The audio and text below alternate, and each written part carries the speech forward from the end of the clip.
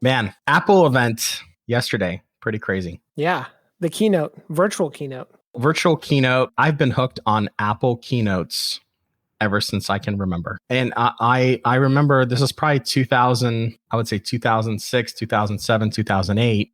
Steve Jobs well on his way back in at Apple. And before the iPhone was announced, iPhone was announced in September of 2007, if I remember right, or sometime around there.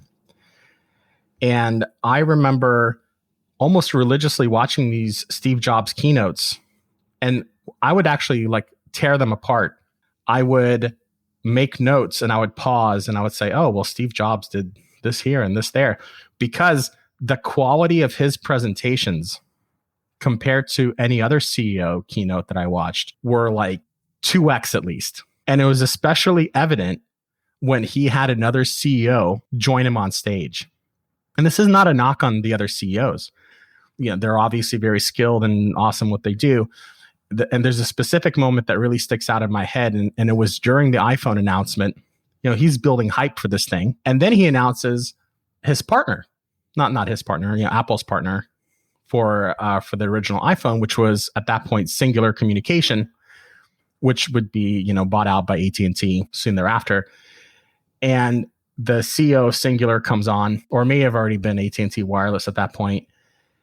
And just the difference between Steve Jobs and this CEO, and I forgot his name. It wasn't Randall Stevens. It was somebody else, came on stage and he was fine, but Steve Jobs is so much better. Yeah, that's definitely a risk you run when you might even be world-class at something, but the relative skill difference between you and the person that just went before you is massive. Yeah. And it just kind of makes you look like a dope, even though you're not. No, he was great. And going after any other CEO in any other context, he would have been wonderful. Going after Steve Jobs during the iPhone presentation at an Apple keynote, really hard act to follow.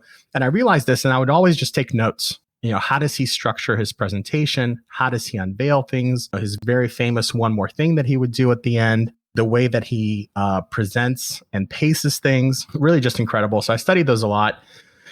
And there's a big shift when he got sick. Big shift when Steve got sick. More people were starting to be involved.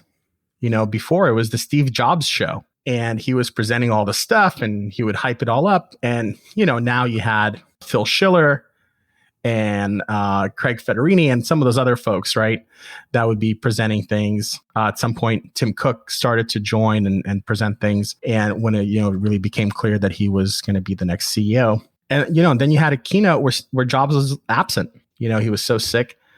And then sadly, a couple of keynotes later, he wasn't with us anymore. And the Apple keynote has really evolved since then, but not much. The mechanics of the keynote still very familiar. There's a stage. The presenter would go up on stage. They would unveil some, next product. They would talk about their progress and key features and all those sort of things. And I'm going to say, some of the magic of the Steve Jobs era of Apple keynotes was gone, but they're still very good.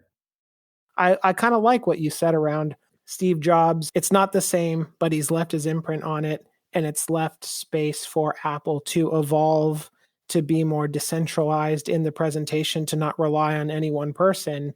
But it ultimately has that really tight polish and flair and multiple angles, and really just outclasses every other kind of virtual performance that we've seen to date. And, but I still compare it to the Steve Jobs era because it's what happens. Apple still hasn't had a breakthrough product since Jobs has passed, right? The last breakthrough product was probably the iPad. People might say it's the Apple Watch, but I just don't think that it's been the breakthrough product that, the iPhone or the original Mac or the iPod or even the iPad has been. I think I saw a statistic where Apple is like one of the world's top watch manufacturers now, which is crazy in such a short amount of time. And I do like how integrated the watch is into the Apple ecosystem. But is it a breakthrough product? I don't think so. I was really just blown away. And they've now done this, I think, 3 times. They've had 3 keynotes since the pandemic has started, which has prevented them from getting a bunch of journalists into an auditorium, going up on a black stage and presenting things off of a keynote behind them. right? Like they can't do that anymore. And so it pushed them into like, what the heck can we do?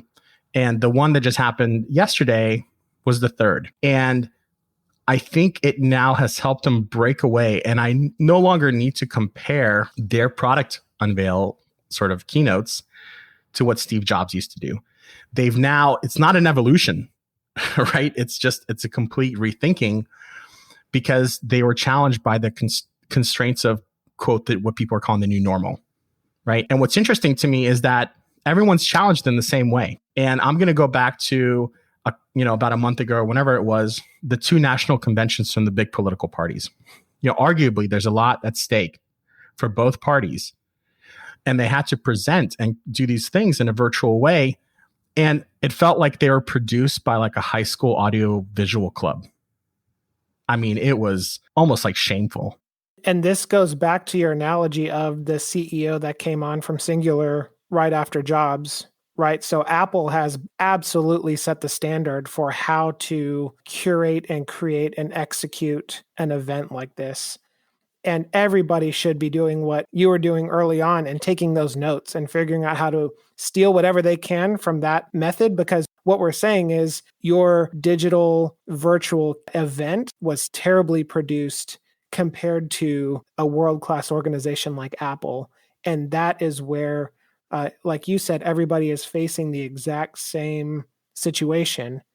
But companies like Apple, for instance, are absolutely thriving through this. And you can really start to see the difference in quality and craftsmanship across the board because now it is so front and center. You're so right. And I think it's like one of these like lemon lemonade moments. And I've gone on Twitter. I went on Twitter yesterday just to research this topic and just to get sentiment because this is the way that I felt. My feeling and the general feeling, I think, is people don't want Apple to go back to their old ways of presenting their products. Like people really love the new produced virtual presentations and they don't want to go back to the stage. And Tim Cook is like the MC now. That's right. And at the very end, he sort of like, it was really, I don't know if inspiring is quite the right word. That might be a little bit too much, but he kind of told you what he told you. He was in that sort of all glass room and outlined, it's like, hey, HomePod, we care about your security. And just kind of went into, we're really excited about building products that make a difference in your life. And I believed him, which was nice. Like it was a good feeling as a user of their products that somebody there cares about how I'm personally impacted by the tools that they build that I use. But it was cool, to see like different stages and different techniques of presentation. And you had the home sets where you could see how the HomePod would integrate with your life. And it was a much more immersive experience. And the interesting question is, could they have done that with Steve Jobs still around and the level of control and focus on that singular person? Would he have been able to decentralize like Tim Cook did? Because I'm with you, man. What I saw yesterday was on another level. And I think will inform how Apple curates and orchestrates these events into the future. It's pretty incredible. And I spent a lot of time geeking out on the technical production parts of it. It was, because there's these transition points where you go from set to set. And I'm watching the transition and in my head, I'm like, how the F did they do that? Like, I don't understand how they were able to get this shot. And I'm trying to piece together. I'm like, okay, did they 3D render all these things and then have a sort of 3D camera fly through everything? I was like, no, they didn't 3D render this. It's like a drone shot. It's got to be a drone shot, right? And so it's like, oh, did they use this programmatic like drone method? Like they had to create their own sort of setup for that, right? Like that's not available in a production model, So it was just trying to figure out like, how did they technically achieve these shots and these transitions? It was pretty incredible. At first, I thought it was all green screen, but then as you like watch the shadows and stuff on the floors, you're like, no, that's not a green screen.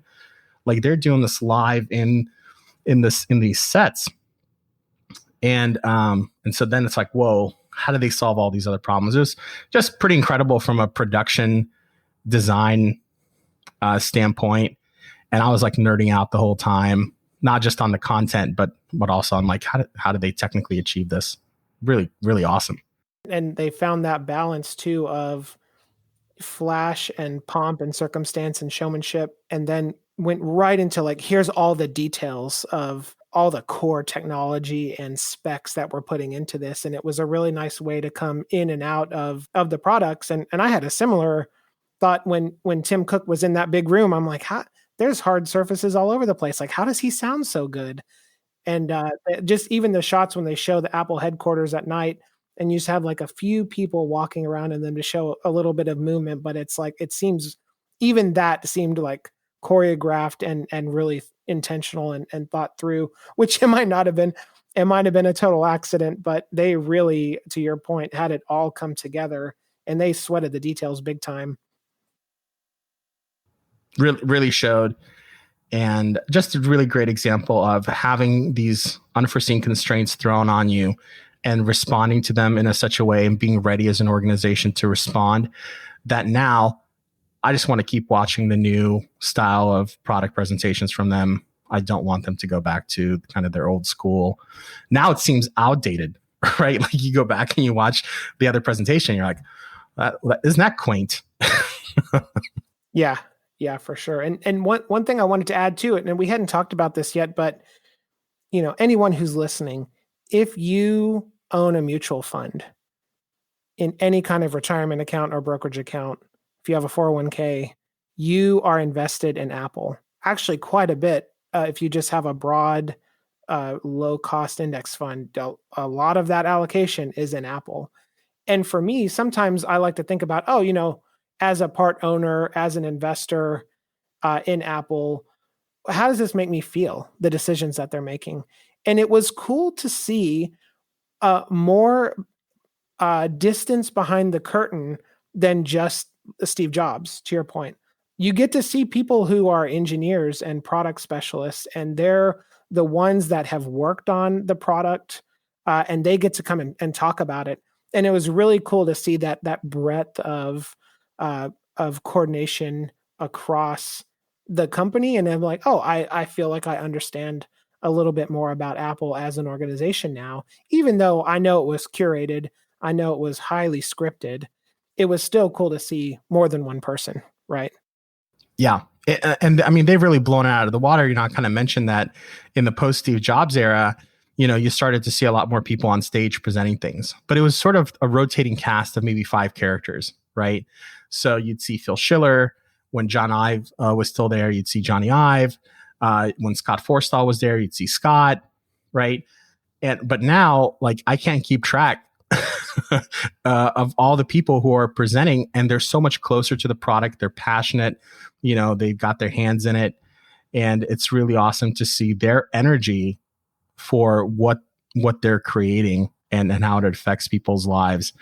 And it also seems much more inclusive, and it gives a lot more opportunities for everyone to shine, not just a handful of executives at the top who may or may not be that close to the product.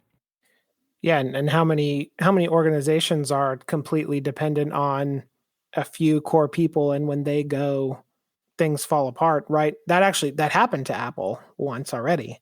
And now if you take this one event and extrapolate that out, it's like, okay, well, I don't think the survival of Apple is dependent on any one person. And there's so much talent and passion and skill there that I think they could really take things to the next level, which seems crazy given their size, but that's a heck of a way to scale into whatever's next for them. Yeah, I continuously feel better about Apple. I know I gave them a bit of a hard time at the beginning of our chat around not having a breakthrough product. Their real big breakthrough, I think, for the last year or so is focusing on their services model. And, their hardware ecosystem allows them to have all this service income that's associated with it. And, maybe they're no longer dependent on one breakthrough device like the iPod or the iPhone. They're now more adaptive because they're able to just augment their ecosystem, both from a hardware perspective and new devices. They don't have to be groundbreaking. They just have to work well and all the services that run on top of them, right? And I think that's a much more sustainable, adaptive model. And, as an Apple shareholder, I'm much more excited about that as far as financial outcomes than if I were sitting back and waiting for them to hit the jackpot with the next hardware device, because that's a hard game. Apple has done it more than most, but to believe that a company could continuously do something like that, I don't know if I have enough faith in any company to do that. Well, especially if you're so reliant on that model and then you have one flop, that could really set you back. And so there is a diversification of revenue streams and things like that are all, as someone bought into the Apple ecosystem, they're all beneficial to me. Like, I want more of those things, not less. And so it really helps Apple as a firm and also provides more value to their customers. And so, yeah, I'm a big fan of that model as well. Robert, now the big question, we both watched the keynote. What product or feature had you the most excited? And are you warming up your American Express? I like the Pro Max a lot. I'm really excited to see what happens with the Mini and how that either takes on or doesn't. My wife, she's an iPad Mini user. She's got smaller hands. And so I think that's definitely something she'd be interested in next time. And it's so like portable. And that iPhone 12 like sort of commercial that they aired there was that better encapsulated really what I was talking about, where stuff was spilling on the iPhone and they're just shaking it off. And it's just like fully rugged and integrated, but looks really good. And aesthetic is such a big thing for you and I. It's like packages all of those things together. And so the largest screen, the Pro Max kind of like workhorse full end spec phone is what I'm excited about. But I'm also really curious on the Mini as well. If I could give you two answers to one question. So what product release are you most excited about? Phones have over time ballooned to pretty comical proportions, where they're really kind of like at the max level. They're kind of mini tablets almost. So, to me, the ideal phone was probably the iPhone 5, which was the size of the new iPhone 12 mini. So I think that's going to hit a real sweet spot. It's what is it, $700, something like that, right? So it's in that magic price point where it's not over $1,000, and it's a good device, right? It's a good device. So really excited to see what happens with the Mini. I'm in the same boat as you. Thanks for the chat, Robert. I'm glad we could catch up on our shared passion of Apple and keynotes. Yeah. Hey, the pleasure's all mine. The thing that I like most about starting a podcast with you and Charles is this is something that we would have been talking about at Ascension or Foxtrot or Starbucks, but unfortunately still can't go there. So it's really good to sort of sit down and have some tea. I'm drinking black tea as well, so not coffee today, but it was great to sort of sit down and nerd out with you about this. And I like that we can still have these conversations even though we're not in the same place physically. So thanks a lot, man. I loved it. Thanks, Robert. Yeah. See you later. Have a good one. Bye. That's it for today. Thanks for joining, and don't forget to follow us on Twitter at wannagrabcoffee or drop us a line at hello@wannagrabcoffee.com.